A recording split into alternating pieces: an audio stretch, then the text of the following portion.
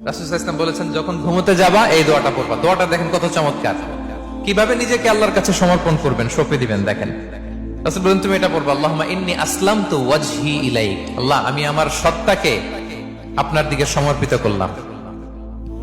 ওয়া ফাওয়াদতু আমরি ইলাইক। আল্লাহ, আমি আমার সব কাজকে আপনার কাছে সুপর্দ করলাম। ওয়া আলজাতু যাহরি ইলাইক। আল্লাহ, আমার পিঠকে আমি আপনার কাছে আশ্রয় রাখলাম। সুবহানাল্লাহ পড়বেন না? আমরা যখন ঘুমাই আমাদের পিঠটা বিছানার মধ্যে লাগাই না? আল্লাহ, আমার সত্তাকে আপনার কাছে আমি সমর্পিত করলাম। আল্লাহ, আমার সব কাজকে আপনার কাছে আমি সঁপে দিলাম। আল্লাহ, আমার পিঠটাকে আপনার কাছে আমি আমানত রাখলাম। লা মালজা ওয়ালা মানজা মিনকা ইল্লা ইলাইক। আল্লাহ, আপনি ছাড়া আশ্রয় দেওয়ার কেউ নাই। আল্লাহ, আপনি ছাড়া আমাদের মুক্তি দেওয়ার কেউ নাই।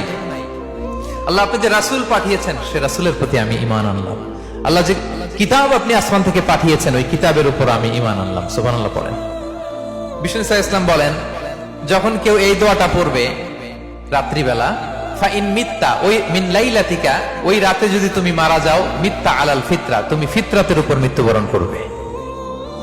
ওয়াইন আসবাহতা আসবাহতা ওয়া ক্বাদ আসাবতা খাইরান কাসীরা, আর যদি রাতে মৃত্যু না হয় তুমি বেঁচে যাও, তাহলে ওই দিনে তুমি প্রভূত কল্যাণ লাভ করবে। সুবহানাল্লাহ।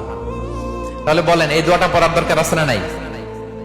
এই দোয়াটা যদি কেউ পড়ে, সে মারা গেলে ওই রাতে ফিতরাতের উপর মারা যাবে। ফিতরাতের প্রথম অর্থ কি বলছিলাম? সবাই বলতে হবে, কি বলছিলাম? তাহলে এই দোয়া পরে রাতে মারা গেলে সে মুসলিম হয়ে মারা যাবে, ঠিক কিনা?